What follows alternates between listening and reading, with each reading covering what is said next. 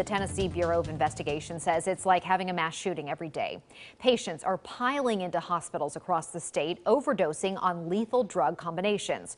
We're following a breaking news alert tonight. A major drug bust The in Knoxville Putnam Police Department County. saying Allie a Lynch suspicious is Police are packet issuing at a another restaurant warning this morning after yet another overdoses are on.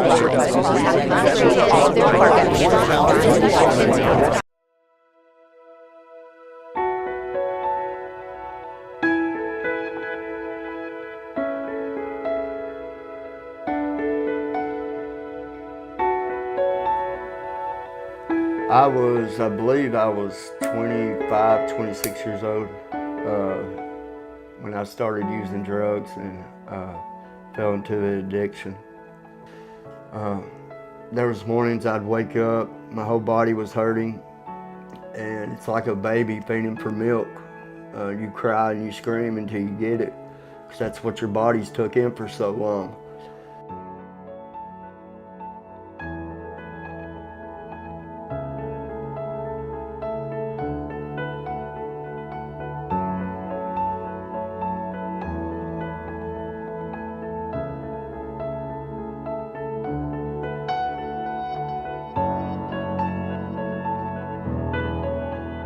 Yeah, so an everyday life when I was in addiction was waking up every morning, and the second that I woke up and before my feet hit the ground, my plans for the day was to find something that would keep my body from hurting and to get me high for the day. Every single morning, that was my wake up plan for the day. I'd get dressed and I would walk around the neighborhood finding somebody that wasn't home and crawling under their porch just to try to get connected to their Wi-Fi so I could use the internet on my phone, because I never had minutes on my phone. I couldn't even afford prepaid minutes. So there was times I'd be under the porch for an hour, and I would get a hold of somebody, connect with somebody. There was days I would be under the porch for 4 or 6 hours, but I wouldn't ever leave until I was connected with somebody and I knew that I had somebody that was going to come to the house later. I remember a day my mom was stage 4 cancer. She was on hospice, and they would come and they would give her pain medicine, and I would sit in the living room with her and sitting there watching my mom go through the pain and getting handed pain medicine. I would wait for her to fall asleep, and when she'd fall asleep, I would get into her medicine, and I would take her medicine out. Even knowing that my dying mom, who had stage 4 cancer, needed that, but yet I was in that moment in my life that I needed it more. And I was so selfish and so centered that I would actually steal my mom's pain medicine. And then her waking up and then realizing that her medicine was gone and stuff, just seeing her cry and tell me that she wanted me just to get help, you know, and this and that, I would still push that to the side, and I'd be denial about it because guilt and shame. And I'd always just lie to her and tell her it wasn't me. So Jed had a very close relationship with her mom. He's the biggest mama's boy I've ever known. And I was actually quite jealous at times because anytime you needed mom, you had to have mom with Jed sitting right on her hip, listening to anything you needed to have a conversation with mom about, because Jed was there next to her 24/7. And so they were very close. He was her son of laughter. Jed always cracked jokes, loved to keep everybody in the room he was in laughing. Mom really loved that about him. We used to always just sit around and laugh about anything he would say. It's like Jed could pop off with jokes instantly. So when I was 12, my mom had sat us down and told us that she was diagnosed with cancer and that she had known for a while, that she just didn't tell us. She didn't want us to worry about it, but that she was at that point stage 3 cancer, and that she was going to do these treatments. She started chemo, radiation. She went through 7 years, honestly, of chemo with different sets of radiations in between. And so she was very sick doing her treatments and stuff, and her treatments consisted of 6-hour chemo treatments at the cancer center in Cookeville. And so Jed was older, driver's license, of course, and so there was a lot of times that Jed would go and sit with Mom on those days when he wasn't working, and he would sit with her and spend time with her, and we would switch out. He had the fear, and I had the fear of we could lose her to this anytime. And we understood that that could be just devastating to us because Jed being the mama's boy he is, and I'm the baby and the girl, I need my mom. She would enable, and she would enable him by giving him money. She would enable him by giving him her medication because he was hurting. He had a tooth abscess, or literally one time Jed went outside and punched our building just to hurt his hand, to try to break his hand to go to the ER to get medication. And so I ended up resenting him for doing those things because Mom would call and tell me, and it would absolutely just anger me. Like, how did my protector turn into this to his protector? Because Mom was always his protector. So our mother was put on hospice care just literally 8 months after her father was buried. And Jed and Jesse and Jonathan were all 3 actually living with her at the time. And I knew what was going on. Mom's on hospice, Mom's got medication.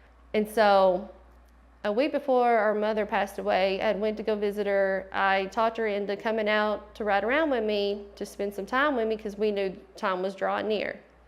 And I remember we went to the Garden Cafe and I tried to get her to eat.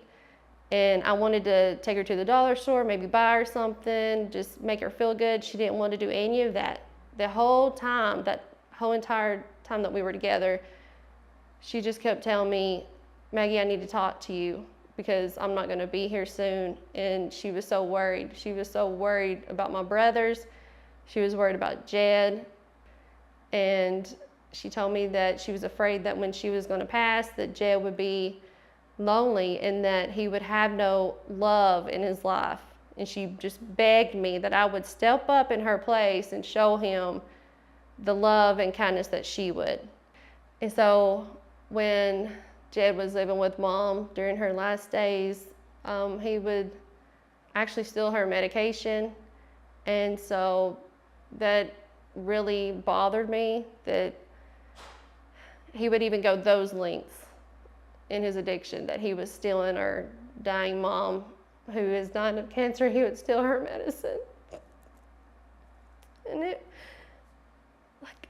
where do you draw a line? And I would always fight with him when I would come to visit. I would fight with him. I'd say, just stop. Why don't you just stop? You don't have to do this. You don't have to be this way. And he'd get mad. Well, sis, if I could just stop, I would. If it was just that easy, I would. I never understood it. And I really hated it, hated and resented the length that he went, because that's not Jed. That is not who Jed was, and that's not who Jed was meant to become. So one moment in my life when I was in addiction, I'll never forget. I remember it just like it was yesterday. But I'd been up for about 10 days, been on meth, been on Subutex, and been up them 10 days not eating anything. I remember that I was almost to the point, well, to be honest with you, I was to the point that I knew that I was going to die from starvation. I was 113 pounds. I could see every rib in my body. My face was all sunk in. My skin was yellowish. And I really, really believed I was going to die of starvation. Not having a vehicle, not having nobody there. There's a Dollar General store 3 miles down the road there in Rickman, Tennessee. And I knew if I could walk there just to steal a 50-cent pack of crackers. If I could get a cracker in my stomach, I could survive and live one more day. And it was raining. And I knew I had to do it or I was going to die. I walked in the rain 3 miles to that Rickman Dollar General store. In the rain, people blowing their horn, and it was very embarrassing. And I was detoxing, and it was very painful to even walk, being up 10 days, no sleep. So I get to the Rickman Dollar store, and I walk in and I find my crackers, but I noticed everybody was staring at me. Everybody was watching me, and I was very paranoid that I was going to get caught and they were going to call the police on me. So I ended up leaving without the crackers and walking back in the rain 3 miles back to a house that I knew I was going to die. And I got to the house and I sat on the couch and I was soaking wet. By then my body was really hurting because I just walked 6 miles in the rain. And my stomach was hurting. It was terrible. And I remember I sat down and I told God, I said, God, I know you're real. I was raised up in church and I experienced you as a child, and I've seen proof and evidence in other people's lives. And I know you're real and I know you're there. I just want to know if I'm valued and if I'm loved enough that you could send me a miracle, something will happen to show me that you're still there for me. And it wasn't a few minutes later, my sister pulled up, Maggie, and she pulled up and she hollered at me and she told me she had groceries in the car. And it was very, it was weird because I hadn't seen my sister in a while. I probably hadn't seen my sister in probably 3 months before this happened. So it wasn't a coincidence or something that I was just lucky, but I really felt like God heard my prayer and he wanted to show me that I was still loved and I was still valued to him. It had been some time since I had seen or talked to Jed. For my own mental health, I had to step away for a while. I was actually getting depressed in a constant stress and worry that I knew he put my mom under, and I saw myself falling into that. So I had to step away from that. And so I hadn't seen him or talked to him, I would say 2 months. And there was one morning that I had woke up, and it was like the moment I woke up, the thought was already there in my mind. I need to go see him, take him some food. I hadn't seen him in a while. I bet he's not ate. I need to go take him some food.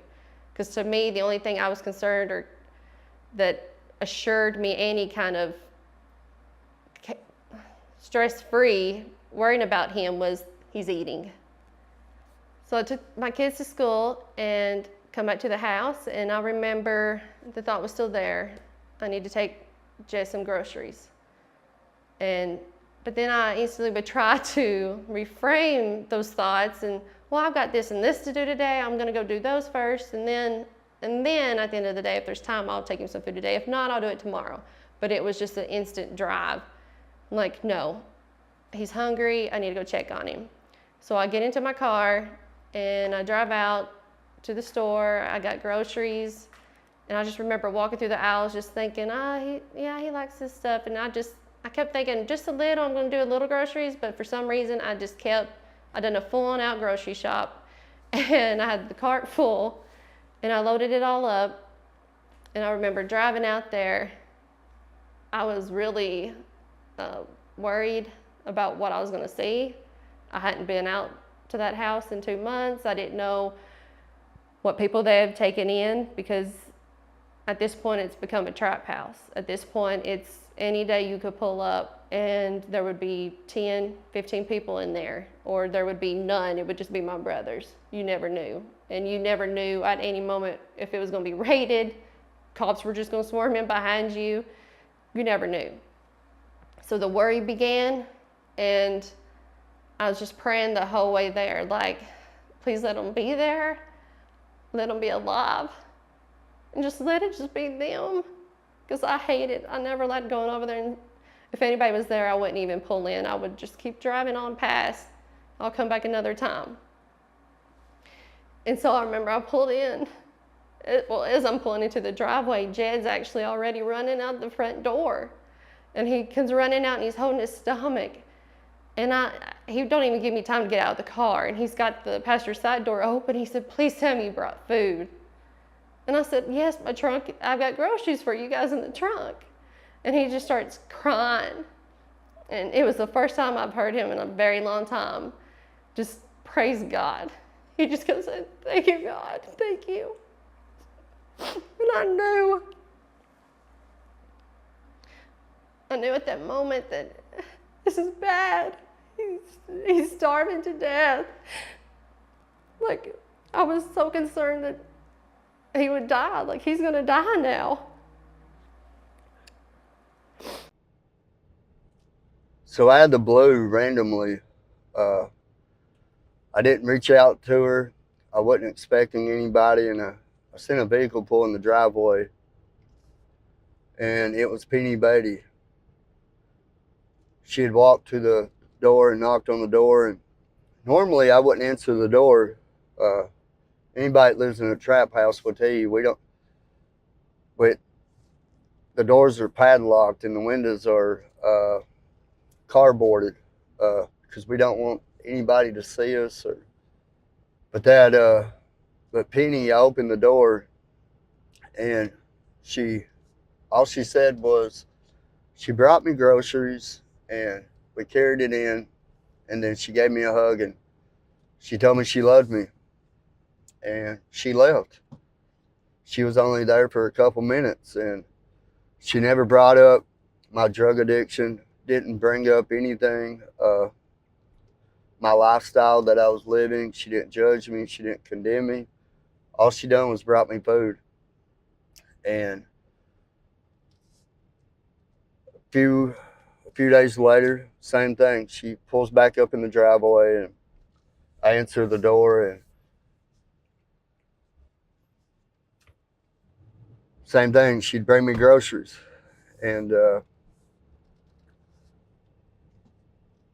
she would tell me she loved me, told me she believed in me, and she'd give me a hug and leave. She did that quite a few times. A couple of times, David, her husband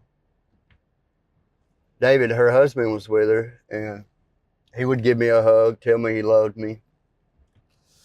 That went on for a while and happened several times. And then David actually came by one time, and he brought me groceries, and we carried the groceries in.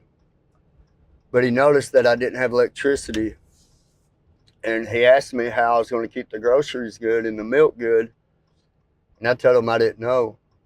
And he went and turned the electricity on for me, and again, just never mentioned anything about the lifestyle I was living. Wasn't talking down on me, wasn't judging me or condemning me. Just gave me a hug and told me he loved me. And then one day, it was different.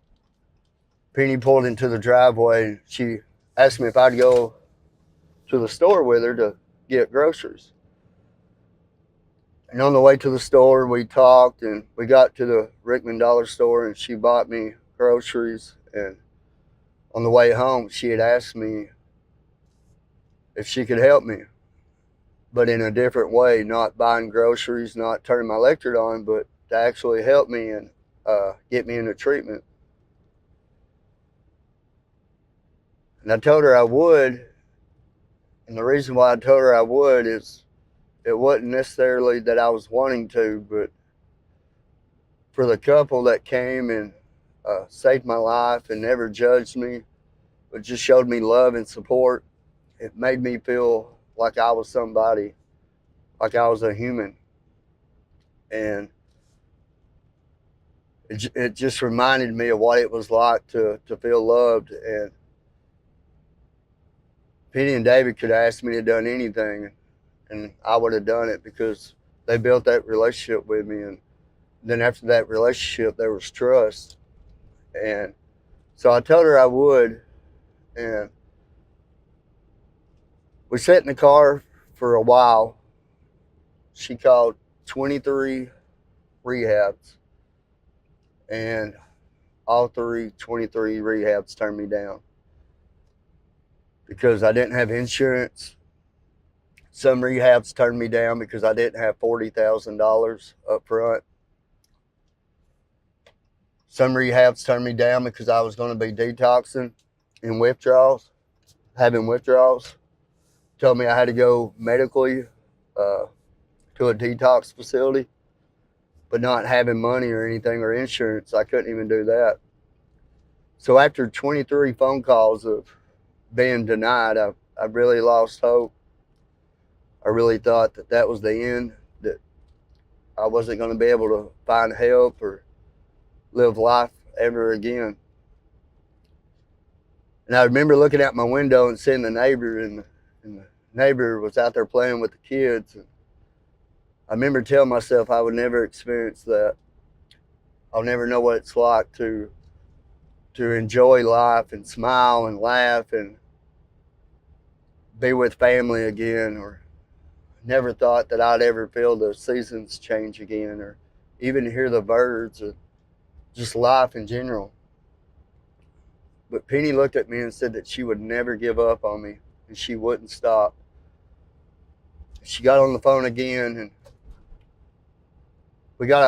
she got a hold of a program called Hope Center Ministries. As soon as the admissions coordinator got on the phone, we immediately told them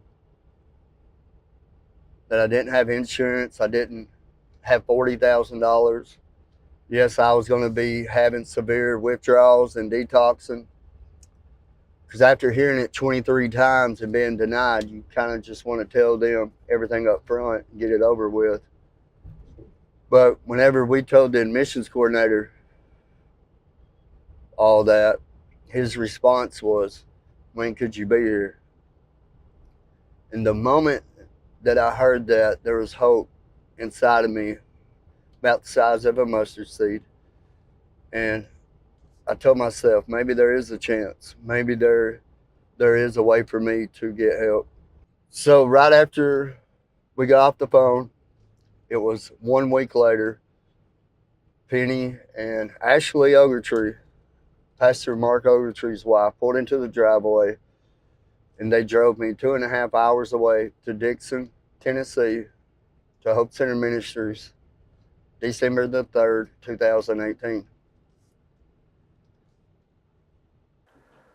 But when I got to Dixon and they dropped me off and they left, where I was high, my first 2 days there, I really couldn't comprehend where I was at, what I was really doing, anything like that. My 3rd day there was when I woke up and reality kicked in, because I wasn't high no more, and I knew I was in a rehab facility, and I didn't want to be there.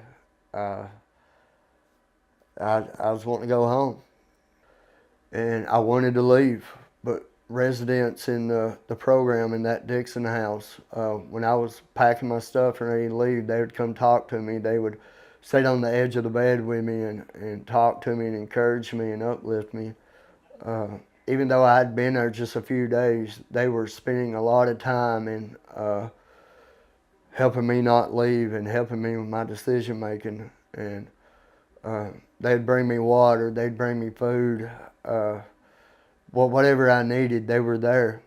I ended up going a few days. Every time I take a bite of food, I would throw up. My body was hurting, aching. It was miserable.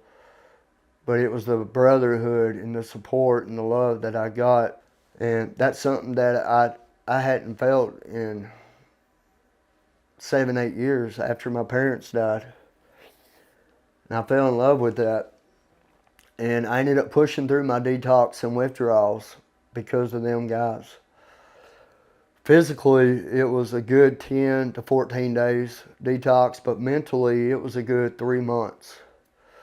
3 months is you're trying to go from a mindset of living a certain life for 14 years to changing it to a new life. But what helped me through my mental situation and getting over the mental detox of it was the thing that Hope Center offered, and that was Jesus and your spiritual walk. Was when I fell into addiction and I started living that life, I felt like there was no purpose for me. I was another brick on the wall. I started learning things that I wanted to learn: leadership, responsibilities, priorities, all those things that I lost because of being in addiction. Losing that responsibilities, priorities of going to work so you have electricity and water and a vehicle, a cell phone, helped me remember that life, and it helped me regenerate my mind on that's the things that you have to do in life to have the things that you want in life. And that's when I knew what I was going to do for the rest of my life, because the feeling that you get from helping somebody, going back to that life that I lived and going back to that living in darkness, but being the person that helps them and guides them and directs them into not making that decision, but pushing them to fight harder and giving them just love and encouragement and guidance, and to keep them pushing to find that new life we all dream of, being an addict. And that's when I fell in love with it, and that's when I knew God had a purpose for me, and that's when I knew without a doubt that I was going to do whatever I had to do that, not just for one individual, but for a whole community. I knew if God could use me to help one person, I know God could use me to help many, many, many more, and again, a whole community. I would get phone calls from people here in Rickman, Tennessee, telling me how proud they was of me, and they loved seeing the life that I'm living now. And these are people that I robbed. These are people that I got their family on drugs. They're showing me this huge support. And then I knew that there was something greater than just running a Hope Center. There was a reason why I went through what I did and where I did. And I knew that God had a bigger purpose and a bigger plan. My first thoughts was, I'm going to come to Rickman, Tennessee, and I'm going to present it, and I'm going to be turned down by everybody. The judge who sentenced me told me if I'd ever step back in this county, he was going to send me away for good. All them thoughts were coming through my head. And so I drove to Rickman, Tennessee, and I went to the church, and I left the church because of guilt and shame. That was the church that I went to help me get this.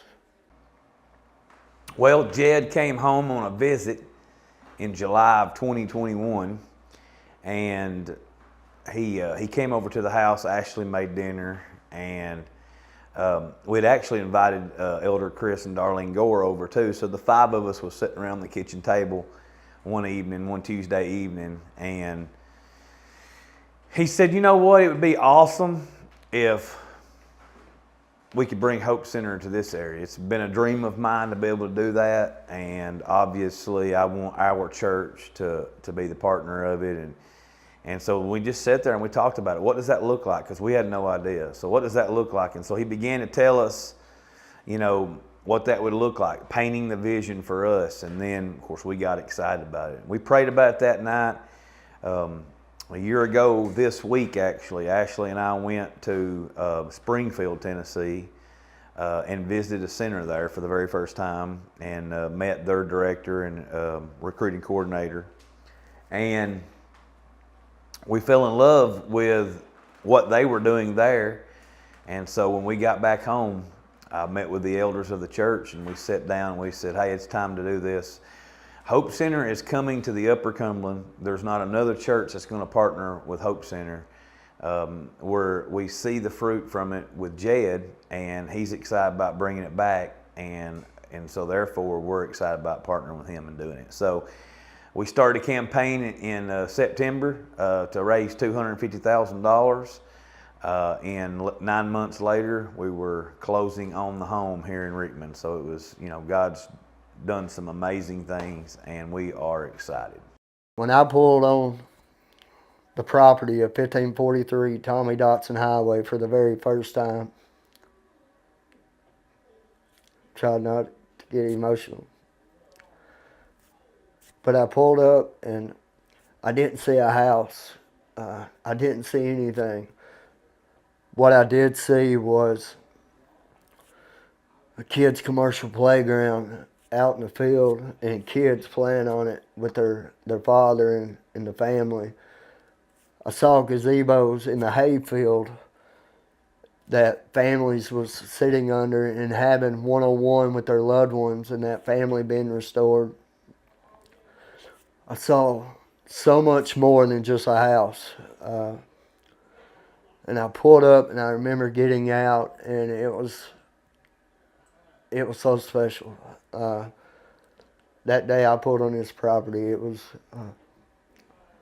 I remember telling myself, the 14 years that I was in addiction, and all them days that I really felt like I was going to die, and I would rather live in hell than a day on earth.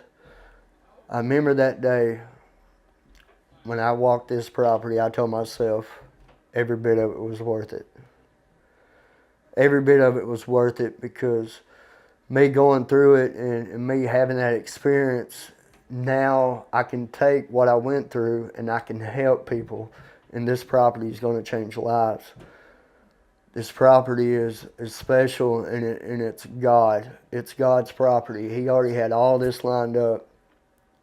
It's been so crazy to believe that how everything played out and how everything went. Within 3 weeks, Rickman Hope Center was running wide open. Well, it was surprising to me that, Jed had told me, he said in the first week or two we're going to be full. And that's exactly what happened. Within the first 3 weeks, the center was full.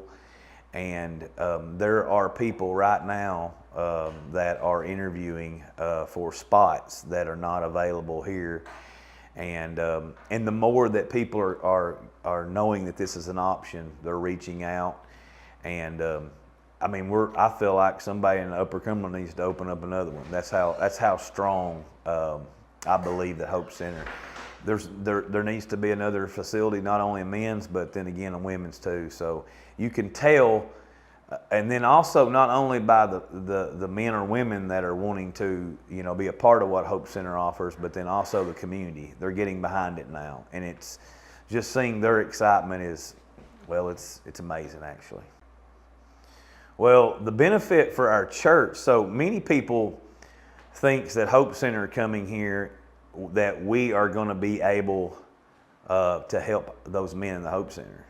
And I want to believe that that's the truth, that we have people, counselors, volunteers that want to help, and then just us being able to see what God's doing in men's lives, restoring families and things like that. That's great.